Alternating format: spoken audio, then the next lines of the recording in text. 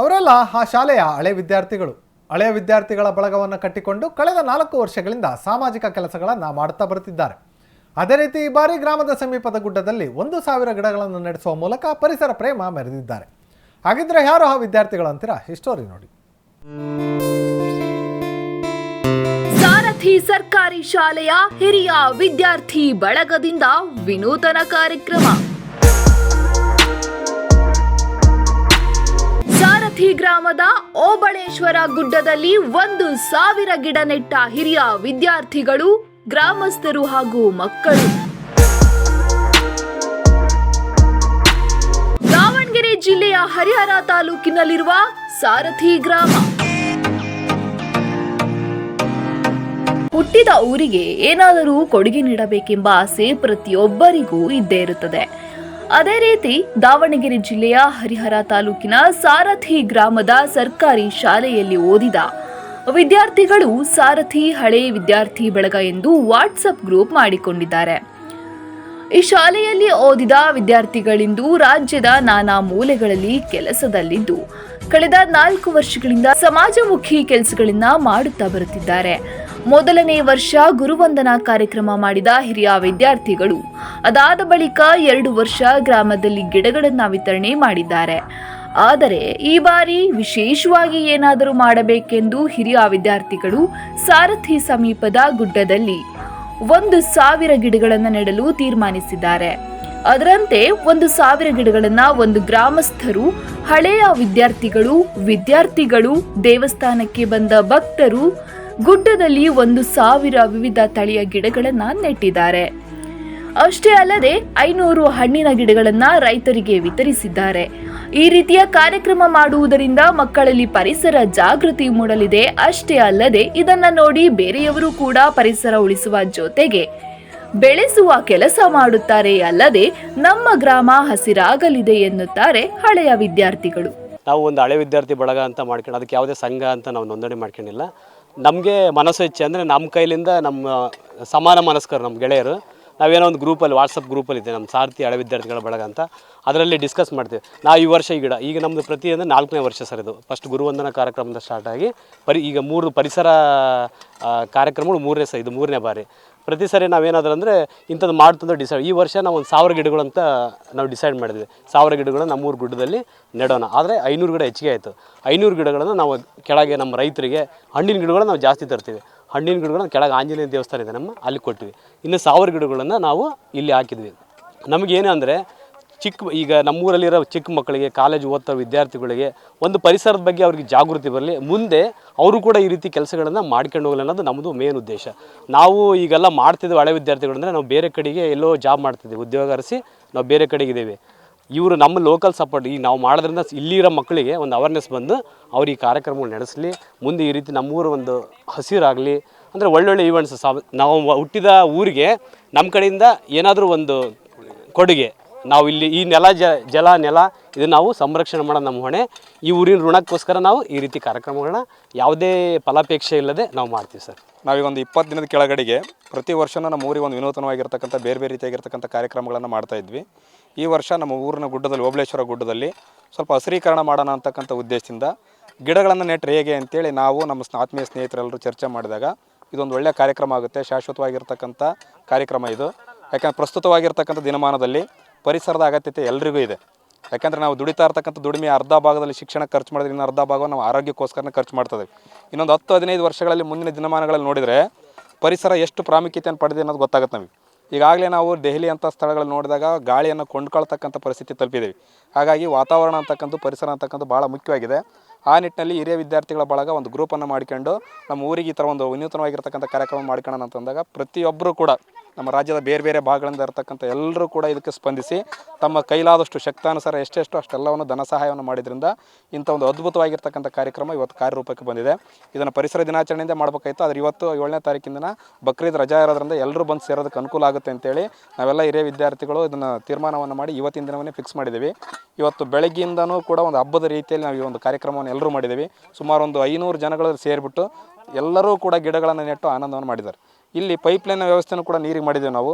ಇನ್ನು ನಾನು ನಮ್ಮ ಗ್ರಾಮಸ್ಥರಲ್ಲಿ ಮನವಿ ಮಾಡ್ಕೊಳ್ಳೋದು ಏನಂತಂದರೆ ಈ ಕಾರ್ಯಕ್ರಮವನ್ನು ಸಾರ್ಥಕ ಆಗಬೇಕು ಅಂತಂದರೆ ಗ್ರಾಮ ಪಂಚಾಯತಿಯ ಸಹಕಾರದಿಂದ ಎಲ್ಲ ಗ್ರಾಮಸ್ಥರು ಕೂಡ ಇದ್ರ ಬಗ್ಗೆ ಒಂದು ಅವೇರ್ನೆಸ್ಸನ್ನು ಮೂಡಿಸ್ಕೊಂಡು ಇದನ್ನು ಕಾಪಾಡ್ಕೊಂಡು ಹೋಗ್ತಕ್ಕಂಥ ಕೆಲಸವನ್ನು ಮಾಡ್ಬೇಕು. ಈಗ ತಂದು ನೆಟ್ಟು ಇದೆಲ್ಲ ಶ್ರಮ ಒಂದು ಕಡೆಗಿರುತ್ತೆ, ಬಟ್ ಅವು ಬೆಳೆದಾಗ ಮಾತ್ರ ಈ ಶ್ರಮ ಅಂತಕ್ಕಂಥದ್ದು ಸಾರ್ಥಕ ಆಗುತ್ತೆ. ಇದು ಇಲ್ಲಿಗೆ ವೇಸ್ಟ್ ಆಗಬಾರ್ದು. ಆ ನಿಟ್ಟಿನಲ್ಲಿ ನಾನು ನಮ್ಮ ಅಧ್ಯಕ್ಷರನ್ನು ಕೂಡ ಇಲ್ಲಿ ಕೇಳ್ಕೊಳ್ತಾ ಇದ್ದೀನಿ. ಅದೇ ರೀತಿ ನಮ್ಮ ಊರಿನಲ್ಲಿರ್ತಕ್ಕಂಥ ಹಿರಿಯ ವಿದ್ಯಾರ್ಥಿಗಳು, ಊರಲ್ಲೇ ಇರ್ತಕ್ಕಂಥ ಗ್ರಾಮಸ್ಥರುಗಳು ಈ ಒಂದು ಕಾರ್ಯಕ್ರಮವನ್ನು ಮಹತ್ವವನ್ನು ಅರಿತುಬಿಟ್ಟು ಇದನ್ನು ಕಾಪಾಡಿಕೊಂಡು ಹೋದರೆ ನಾವು ನಮ್ಮ ಹುಟ್ಟೂರಿಗಾಗಲಿ ಪರಿಸರಕ್ಕಾಗಲಿ ಒಂದು ಕಿರು ಕಾಣಿಕೆಯನ್ನು ಕೊಟ್ಟಾಗುತ್ತೆ ಅಂತಕ್ಕಂಥ ಕಾರ್ಯಕ್ರಮ ಮುಖಾಂತರ ಹೇಳೋದಕ್ಕೆ ಬಯಸ್ತಾ ಇದ್ದೀನಿ. ಧನ್ಯವಾದಗಳು. ಕೇವಲ ಗಿಡ ನೆಟ್ಟರೆ ಸಾಲದು, ಅವುಗಳನ್ನ ಪೋಷಣೆ ಮಾಡಬೇಕೆಂಬ ಉದ್ದೇಶದಿಂದ ಹಿರಿಯ ವಿದ್ಯಾರ್ಥಿಗಳ ಬಳಗ ಗುಡ್ಡದಲ್ಲಿ ಪೈಪ್ಲೈನ್ ಮಾಡಿದ್ದು ಅದರ ಮೂಲಕ ಗಿಡಗಳಿಗೆ ನೀರುಣಿಸುವ ವ್ಯವಸ್ಥೆ ಮಾಡಲಾಗಿದೆ. ಕೇವಲ 20 ದಿನಗಳ ಹಿಂದೆ ಇದರ ರೂಪುರೇಷೆ ಸಿದ್ಧವಾಗಿದ್ದು ಗ್ರಾಮಸ್ಥರು, ವಿದ್ಯಾರ್ಥಿಗಳು, ಭಕ್ತರು ಸೇರಿಕೊಂಡು ಗುಡ್ಡದಲ್ಲಿ 1,000 ಗಿಡಗಳನ್ನು ನೆಡುವ ಕೆಲಸ ಮಾಡಿದ್ರು. ಕೇವಲ ಗಿಡಗಳನ್ನ ನೆಟ್ಟರೆ ಸಾಲದು, ಅವುಗಳು ಹೆಮ್ಮರವಾಗಿ ಬೆಳೆದಾಗ ಮಾತ್ರ ಹಿರಿಯ ವಿದ್ಯಾರ್ಥಿಗಳ ಶ್ರಮಕ್ಕೆ ಫಲ ಸಿಗಲಿದೆ. ಈ ಹಿನ್ನೆಲೆಯಲ್ಲಿ ಗ್ರಾಮ ಪಂಚಾಯಿತಿಯಿಂದ ತಂತಿ ಬೇಲಿ ವ್ಯವಸ್ಥೆ ಮಾಡಿಸುವುದಾಗಿ ಗ್ರಾಮ ಪಂಚಾಯಿತಿ ಅಧ್ಯಕ್ಷರು ಭರವಸೆ ನೀಡಿದ್ದಾರೆ. ಖುಷಿಗಿಂತ ಇಲ್ಲೆಲ್ಲರೂ ಸೇರಿ ಇವತ್ತು ಗಿಡ ಏನು ನೆಟ್ಟುವಲ್ಲ, ಇದ್ರ ಮೂಲ ಉದ್ದೇಶ ಇಷ್ಟೇ. ಇವತ್ತಿನ ಪೀಳಿಗೆ ಭಾಳಷ್ಟು ನೈತಿಕ ಮೌಲ್ಯಗಳನ್ನು ಕಳೆದುಕೊಂಡು ಬೇರೆ ಬೇರೆ ಕೆಲಸಗಳಲ್ಲಿ ಅನೈತಿಕ ಚಟುವಟಿಕೆಗಳಲ್ಲಿ ತೊಡ್ಕೊಂಡಿದೆ. ಬಟ್ ನಾವೆಲ್ಲ ಹಳೆ ವಿದ್ಯಾರ್ಥಿಗಳ ಬಳಗದವರು ಚಿಂತನೆ ಮಾಡಿ, ಅದರಲ್ಲೂ ನಮ್ಮ ಮಾಜಿ ಸೈನಿಕ ಬಸವರಾಜ್ ಆಗಲಿ, ನನ್ನ ತಮ್ಮ ಆಗಲಿ, ಗೋಣೇಜ ಇವರು ಅಧ್ಯಕ್ಷರಾಗಲಿ ಭಾಳ ಹೆಮ್ಮೆಯಿಂದ ಈ ಕೆಲಸವನ್ನು ಮಾಡೋದಕ್ಕೆ ಸಹಕಾರವನ್ನು ಕೊಟ್ಟಿದ್ದಾರೆ. ಕಾರಣ ಇಷ್ಟೇ, ಒಂದು ಗಿಡ ನೆಟ್ಟ ಮೇಲೆ ಅದು ತಾನು ಸಾಯೋವರೆಗೂ ಸುಮಾರು ಏನಿಲ್ಲ ಅಂದರೂ 4 ಲಕ್ಷದಷ್ಟು ಆಮ್ಲಜನಕವನ್ನು ಬಿಡುಗಡೆ ಮಾಡುತ್ತೆ. ಇದರ ಅರಿವು ಪ್ರತಿಯೊಬ್ಬರಿಗೂ ಇರಬೇಕು. ಯಾಕಂದರೆ ಇವಾಗ 5 kg ಸಿಲಿಂಡರ್ನ ನಾವು ಕೊಳ್ಳೋಕೆ ಹೋದರೆ 5,000ದಿಂದ 10,000ಕ್ಕೆ ಮಾರ್ತಾ ಇದ್ದಾರೆ. ಮೊನ್ನೆ ಇದು ಕರೋನಾ ಬಂದಾಗ ಅದರ ಮಹತ್ವ ಗೊತ್ತಾಯಿತು. ಸೊ ನ್ಯಾಚುರಲ್ಲಾಗಿ ಬೆಳೆಯುವಂಥ ಗಿಡಗಳನ್ನು ನಾವು ಈ ಗುಡ್ಡಗಾಡಿನಲ್ಲಿ ಇಟ್ಟರೆ ನಮ್ಮೂರ ಒಂದು ಈ ಓಬಳೇಶ್ವರನ ಗುಡ್ಡ ಹಸಿರೀಕರಣ ಮಾಡಬೇಕು ಅನ್ನೋದು ಒಂದು ಕನಸಾಗಿತ್ತು. ಆ ಕನಸನ್ನು ಇವತ್ತು ನಾವೆಲ್ಲರೂ ಸೇರ್ಕೊಂಡು ಭಾಳ ಸಂತೋಷದಿಂದ ಬೆಳಗಿಂದ ಸುಮಾರು ಭಕ್ತರಾಗಿರ್ಬೋದು, ಕಾಲೇಜ್ ಸ್ಟೂಡೆಂಟ್ಸ್ ಆಗಿರ್ಬೋದು, ಸ್ನೇಹಿತರಾಗಿರ್ಬೋದು, ಕೋಲಾರದಿಂದ ಹಿಡಿದು ಈ ಕಡೆಗೆ ಉತ್ತರ ಕನ್ನಡದವರೆಗೂ ಎಲ್ಲ ಸ್ನೇಹಿತರು, ನಮ್ಮ ಸ್ಟೂಡೆಂಟ್ಗಳು ಇದಕ್ಕೆ ಧನ ಸಹಾಯ ಮಾಡೋದ್ರ ಮೂಲಕ ನಮಗೆ ಸಪೋರ್ಟ್ ಮಾಡಿದ್ದಾರೆ. ಮತ್ತು ಇದನ್ನು ನೆಟ್ಟೋಗೋದು ಅಷ್ಟೇ ಅಲ್ಲ, ಇದರ ಮುಂದೆ ಫ್ಯೂಚರ್ ಇದು ಹೆಂಗಿರಬೇಕು ಅಂದರೆ, ಇವು ನೆಟ್ಟಿರೋಂಥ ಗಿಡಗಳು ಬೆಳೆದು ಫಲ ಕೊಡಬೇಕು. ಆ ಫಲ ಕೊಡೋವರೆಗೂ ನಾವು ಹಠ ತೊಟ್ಟಿದ್ದೀವಿ. ಇದಕ್ಕೆ ಬೇಲಿ ಮಾಡೋದಾಗಿರಲಿ, ದನ ಕುರಿಗಳು ಕಡಿದಾಗೆ ಬೇಲಿ ಹಾಕ್ಸೋದಾಗಿರ್ಬಲ್ಲ, ಪಂಚಾಯತಿಯಲ್ಲಿ ಮಾತಾಡಿದಾರಾಗಲೇ. ಸೊ ಅದನ್ನು ಮಾಡ್ತೀವಿ. ಈಗ ನೀರಿಗೆ ಪೈಪ್ಲೈನ್ ನೀವೇ ನೋಡಿದ್ದೀರಿ, ಪೈಪ್ಲೈನ್ ಎಲ್ಲ ಮಾಡಿದ್ದೀವಿ. ಇದೊಂದು ಮಹತ್ತರವಾದ ಸಾಧನೆ. ಇದರಿಂದ ಪ್ರಚೋದನೆಯಾಗಿ ಆಯಾ ಊರುಗಳಲ್ಲಿರುವಂಥ ಗ್ರಾಮಸ್ಥರು ಮೋಟಿವೇಟ್ ಆಗಿ ಸ್ವಯಂ ಅಲ್ಲಿರೋವಂಥ ಹಳೆ ವಿದ್ಯಾರ್ಥಿಗಳು, ಹಿರಿಯ ವಿದ್ಯಾರ್ಥಿಗಳು ಸೇರ್ಕೊಂಡು ಈ ಥರದ ಕೆಲಸವನ್ನು ಮಾಡಿ ಕರ್ನಾಟಕದಲ್ಲಿ ಈಗ 18% ಕಡಿಮೆ ಇದೆ. ನನಗೆ ಗೊತ್ತಿರಾಗೆ ಈಶ್ವರ್ ಖಂಡ್ರೆ ಅವರು ಹೇಳ್ತಾಯಿದ್ರು. ಸೊ ನಮ್ಮ ಅರಣ್ಯ ಪ್ರದೇಶ ಜಾಸ್ತಿ ಇದ್ದಷ್ಟು ಆ ರಾಜ್ಯ ಆಗಲಿ ದೇಶ ಆಗಲಿ ಮುಂದುವರಿಯುತ್ತೆ. ಅಭಿವೃದ್ಧಿ ಹೊಂದೋದಕ್ಕೆ ಈ ಕಾಡು ಜೀವ ವೈವಿಧ್ಯದ ಗೂಡು. ಇಲ್ಲಿ ಪ್ರತಿಯೊಂದು ಜೀವಿ ಬದುಕೋಕ್ಕೆ ಅವಕಾಶ ಇರುತ್ತೆ. ಅದು ಅದರ ಹಕ್ಕದು. ಆ ಪ್ರತಿ ಜೀವಿಯನ್ನು ಕಾಪಾಡೋದೇ ನಮ್ಮ ಉದ್ದೇಶ. ಸೊ ಹಾಗಾಗಿ ನಾವು ಒಂದು ಜೀವಿ ಆಗಿರೋದ್ರಿಂದ ಈ ಮಣ್ಣಿನ ಋಣವನ್ನು ಸ್ವಲ್ಪನಾದರೂ ತೀರಿಸಬೇಕು ಅನ್ನೋ ಹಳ ವಿದ್ಯಾರ್ಥಿಗಳ ಒಂದು ಏನು ಮನಸ್ಸು ಇಚ್ಛೆ ಇತ್ತಲ್ಲ, ಅದನ್ನು ನಾವೀಗೆಲ್ಲರೂ ಸೇರಿ ಸಹಕಾರ ಮಾಡ್ತಾಯಿದ್ದೀವಿ. ಈ ಒಂದು ಪ್ರತಿ ವರ್ಷ ನಮ್ಮ ಸ್ಕೂಲ್ ಹಳೆ ವಿದ್ಯಾರ್ಥಿಗಳು ಪ್ರತಿ ವರ್ಷ ಒಂದು ನಾನಾ ಥರ ಯೋಜನೆ ಇಟ್ಕೊಂಡು ಪ್ರತಿ ವರ್ಷವೂ ಕೂಡ ಊರಲ್ಲಿ ಹೋಸತಿ ಒಂದು 700-800 ಗಿಡ ಕೊಡಿಸಿದ್ರು. ಹಚ್ಚ ವರ್ಷ, ಹಿಂದಿನ ವರ್ಷ ಹಿಂಗೆ ಈ ಥರ ಊರಾಗೆಲ್ಲ ಕೊಟ್ಕೊಂತ ಬಂದಿದ್ದರು. ಈ ಸತಿ ಒಂದು 500 ಗಿಡ ಗುಡ್ಡದಲ್ಲಿ ಹಾಕ್ಬೇಕಂತಂದೇಳಿ ಶ್ರೀ ಆಂಜನೇಯ ಸ್ವಾಮಿ ಓಬಳೇಶ್ವರ ದೇವಸ್ಥಾನ ಇದು. ದೇವಸ್ಥಾನ ಗುಡ್ಡದಲ್ಲಿ ಹಳೆ ವಿದ್ಯಾರ್ಥಿಗಳೆಲ್ಲ ನಮಗೆ ಒಂದು ಕರೆ ಮಾಡಿದರು. ಈಗ ಒಂದು 15 ದಿನ ಮುಂದೆ, ಅಧ್ಯಕ್ಷರೇ ಈ ಥರ ಮಾಡ್ಬೇಕಂತ ಮಾಡಿದ್ದೇವೆ, ಹೆಂಗೆ ಅಂತಂದು ನಾವು ಫುಲ್ ಸಪೋರ್ಟ್ ಕೊಡ್ತೇವೆ. ನಮ್ಮ ಪಂಚಾಯತಿದ್ದ ಏನು ಸಹಕಾರ ಬೇಕೋ ಅದನ್ನೆಲ್ಲ ಮಾಡ್ತೇವೆ, ನೀವು ಮುಂದಿನ ಕಾರ್ಯಕ್ರಮ ಮಾಡು ಅಂತ ಅಂದ್ಬಿಟ್ಟಿಗೆನ ಹಳೆ ವಿದ್ಯಾರ್ಥಿಗಳು ನಾನಾ ಕಡೆಯಿಂದ ಬೆಳಗಾವಿ, ಕೋಲಾರ, ಈ ಕಡೆ ಹುಬ್ಳಿ, ಈ ಕಡೆ ರಾಯಚೂರು ಎಲ್ಲ ಕಡೆಯಿಂದನೂ ಅವರು ಹಳೆ ವಿದ್ಯಾರ್ಥಿಗಳು ಗ್ರೂಪ್ ಇದೆ. ಅವರೊಂದು ಕರೆಗೆ ವಾಟ್ಸಪ್ ಮುಖಾಂತರ ಕರೆ ಮಾಡಿದ್ದಕ್ಕೆ ಪ್ರತಿಯೊಬ್ಬರು ಈ ಒಂದು ಗಿಡ ನೆಡೋ ಕಾರ್ಯಕ್ರಮಕ್ಕೆ ಹೆಲ್ಪ್ ಮಾಡಿದ್ದಾರೆ. ಪ್ರತಿಯೊಬ್ಬರು ಅವ್ರವ್ರ ಫ್ರೆಂಡ್ ಸರ್ಕಲ್ ಹಳೆ ವಿದ್ಯಾರ್ಥಿಗಳು, ಅವರು ಗೆಳೆಯರಿರ್ಬೋದು, ಅವರು ಮೇಷ್ಟ್ರು ಇದ್ದಾರೆ ಅದರಲ್ಲಿ ಹಳೆ ವಿದ್ಯಾರ್ಥಿಗಳಲ್ಲಿ. ಆ ಮೇಷ್ಟ್ರು ಓದಿಸಿದಂಥ ಸ್ಟೂಡೆಂಟ್ಗಳು ಇರ್ಬೋದು, ಆ ಮೇಷ್ಟ್ರಿಗೆ ಕರೆ ಕೊಟ್ಟು ಅವರು ಸಹಾಯಧನ ಏನೇನು ಬೇಕೋ ಅದನ್ನ ಮಾಡಿದ್ದಾರೆ. ಅವರು ಈ ನಮ್ಮೂರ ಗುಡ್ಡದಲ್ಲಿ ಈ ಥರ ಒಂದು ಗಿಡ ನೆಡೋ ಕಾರ್ಯಕ್ರಮ ಮಾಡಿದ್ದಾರೆ ಅಂತಂದರೆ ಸುಮಾರು 1,500 ಗಿಡಗಳು 2-2.5 ಎಕರೆ ಪ್ರದೇಶದಲ್ಲಿ ಇವತ್ತು ಗಿಡ ನೆಟ್ಟಿದ್ದು ಹಾಕಿರೋದು.